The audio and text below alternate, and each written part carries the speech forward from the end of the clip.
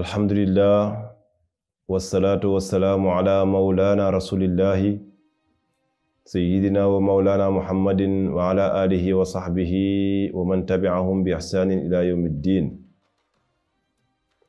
mbokk ummu islam ñu ngi nuyu ñëpp di leen ziyaara di ndokkeel ñëpp di wàcce kenn ku nekk wàccu waayam di ndokkeel ak ñëpp tamit ci weer wi nga xam ne mooy shahru ramadanul barak bi nga xam ne teraanga la ñeel mboolem jullit ñi. wax dëgg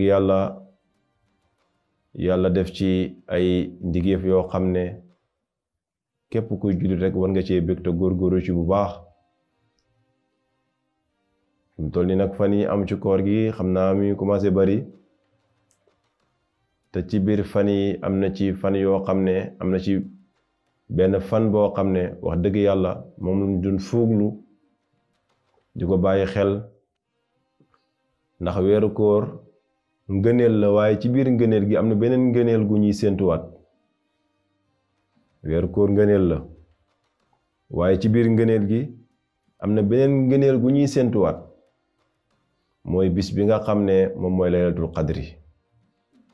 laylatul qadri nag lu muy firi mooy guddik dogal. laylatul qadri ci lañ wàccee alquran li yàlla wax ne ci suuratu duxaan xaamim, yàlla gëñ na ci xaamim. xaamim boobu nag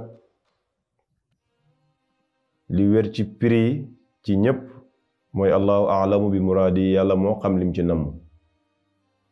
yàlla ne wal kitaabil mubiin, gëñ naa ko ci téere bu bir bi.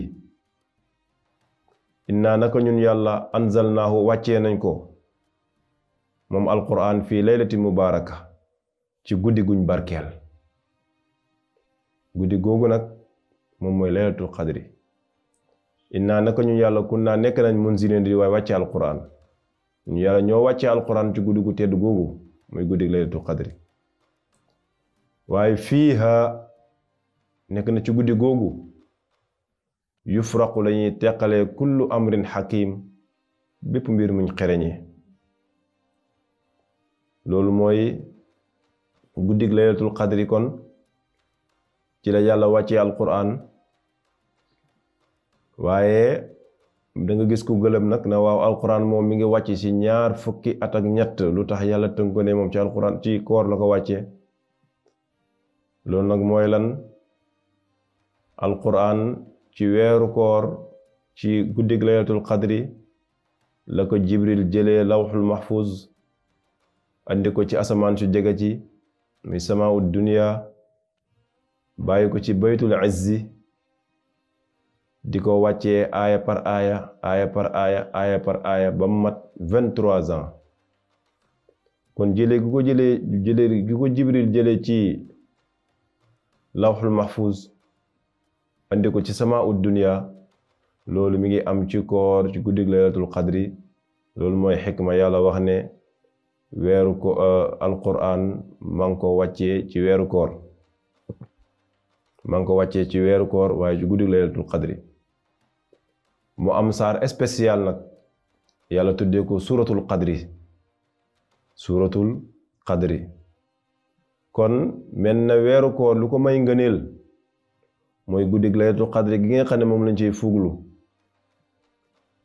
muy guddi goo xam ne yàlla wax na ne malaaka yi danañ ca wàcc ak sangi malaaka yi muy jibril danañ wàcc ci guddi googu.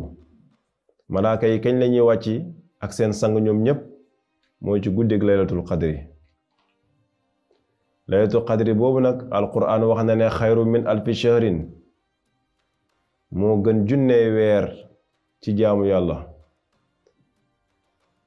maanaam moo gën junney weer ci jaamu yàlla.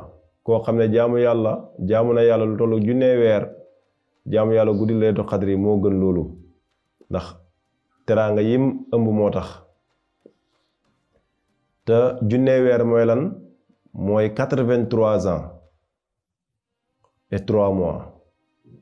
am na ñu ne 83 ans 3 mois 3 semaines 3 jours waaye mooy 83 ans rek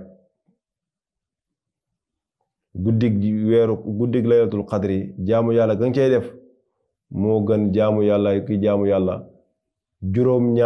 juróom-ñetti fukki at ak ñett kon wax dëgg yàlla laylatul qadri guddi gu am doole la guddi gu rëy la guddi la goo xam ne képp kuy woor rek war nga koo bàyyi xel mën a daje guddi googu incha allahu rabbi danañu ñëwaat wax rek lu yonent yàlla moom sallallahu alayhi wasallam wax ci laylatul qadri kañ la ak naka la ci yeneen jotaay yi ñëw ñu ngi yamale foofu kàddu yi ñu ngi ndokkeel ñëpp di leen jox dig daje ba beneen yoon waaxir daawana alhamdulillahi rabbil alamin